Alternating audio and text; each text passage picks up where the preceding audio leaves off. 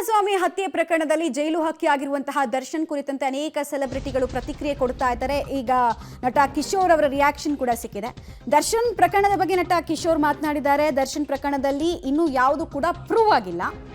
ದುಡಿಯುವ ವ್ಯಕ್ತಿ ಸತ್ತರೆ ಆ ಕುಟುಂಬ ಬೀದಿಗೆ ಬಂದಂಗೆ. ಅಭಿಮಾನಿಗಳನ್ನ ಪ್ರಜ್ಞಾವಂತರನ್ನಾಗಿ ಬೆಳೆಸೋದು ಕೂಡ ನಮ್ಮ ಹೊಣೆನೇ. ಸಿನಿಮಾನೇ ಬೇರೆ, ನಿಜ ಜೀವನಾನೇ ಬೇರೆ. ನಟ ದರ್ಶನ್ ಪ್ರಕರಣಕ್ಕೆ ಸಂಬಂಧಪಟ್ಟಂತೆ ನಟ ಕಿಶೋರ್ ಅವರ ರಿಯಾಕ್ಷನ್ ಇದು.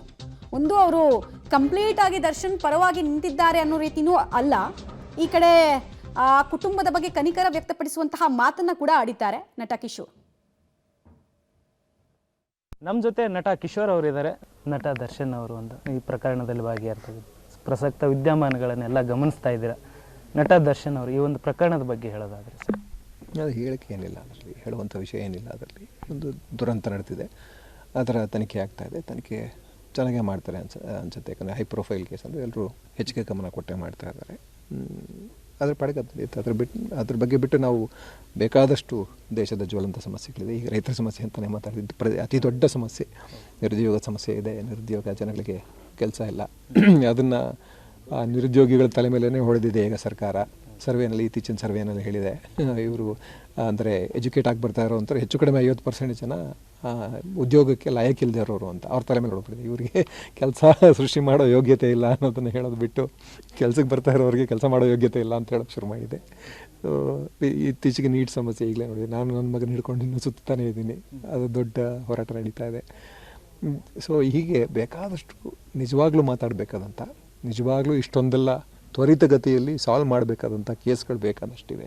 ಸೊ ಇದನ್ನು ಮಾಡಬೇಕು ನಿಜ. ಅದೊಂದು ಆಗಬಾರ್ದಂಥ ಕೆಲಸ ಒಂದಾಗಿದೆ, ಅದನ್ನು ಸಾಲ್ವ್ ಮಾಡಬೇಕು ನಿಜ. ಆದರೆ ಇವೆಲ್ಲ ತುಂಬ ದೊಡ್ಡ ಮಟ್ಟದಲ್ಲಿ ಅಂದರೆ ಸರ್, ಈಗ ಸಮಾಜದಲ್ಲಿ ಒಂದು ಜವಾಬ್ದಾರಿತ ವ್ಯಕ್ತಿ ಅಂದರೆ ಲಕ್ಷಾಂತರ ಜನ ಅವ್ರನ್ನ ಫಾಲೋ ಮಾಡ್ತಾರೆ, ಅವ್ರು ಹೇಳಿದ್ದನ್ನು ಕೇಳ್ತಾರೆ.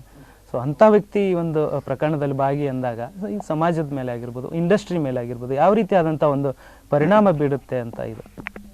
ಅದ್ರ ಪರಿಣಾಮ ಇದ್ದೇ ಇರುತ್ತೆ. ಆದರೆ ಇನ್ನೂ ಕೇಸ್ ಡಿಸೈಡ್ ಆಗಿಲ್ಲ. ಅದಾಗೋ ತನಕ ಏನನ್ನೂ ಮಾತಾಡೋದು ಸರಿಯಿಲ್ಲ ಅಂತ ನನಗನ್ಸುತ್ತೆ.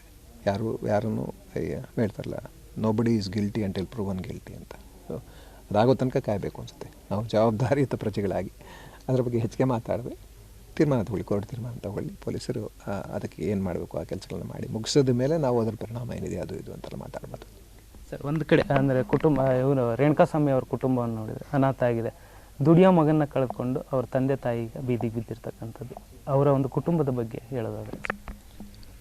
ಯಾರೇ ಆಗಲಿ, ಈಗ ಒಬ್ಬ ದುಡಿಯುವ ವ್ಯಕ್ತಿ ಸತ್ತರೆ ನಿಜವಾಗ್ಲೂ ಅದು ಕುಟುಂಬನೇ ಸತ್ತ ಹಾಗೆ. ಯಾರಿಗೂ ಹಾಗಾಗಬಾರದು. ಇದನ್ನು ತುಂಬ ದೊಡ್ಡ ಮಟ್ಟದಲ್ಲಿ ನಾವು ಕೊರೋನಾ ಟೈಮ್ನಲ್ಲಿ ನೋಡಿದ್ವಿ. ಎಷ್ಟೋ ಜನ ಬ್ರೆಡ್ ಅನ್ನರ್ಸ್ ತುಂಬ ಜನ ಸತ್ತು ಹೋದರು. ಅದಾಗಬಾರ್ದಿತ್ತು, ಆಗಿದೆ. ಬಟ್ ಅದಕ್ಕೇನು ಪರಿಹಾರ ಇಲ್ಲ. ಮುಗಿದೋದ ನಂತರ ಅದನ್ನು ಹೇಗೆ ಸರಿ ಮಾಡೋದು ಅಂತ ಗೊತ್ತಿಲ್ಲ. ಅದು ಮತ್ತೆ ಆಗದೇ ಇರೋ ಹಾಗೆ ನಾವು ಇತಿಹಾಸದಿಂದ ಕಲಿಬೇಕಾದ್ದೇ ಅದಲ್ವ. ಹೇಗೆ ಏನೇನು ತಪ್ಪುಗಳಾದವು ಆ ತಪ್ಪುಗಳಿಂದ ಕಲಿತು ಮುಂದಿನ ಜೀವನನ ಚೆನ್ನಾಗಿ ಕಟ್ಕೋಬೇಕು. ಮುಂದಿನ ಸಮಾಜನ ಸ್ವಸ್ಥ ಸಮಾಜವಾಗಿ ನಾವು ಕಟ್ಟಬೇಕಷ್ಟೆ.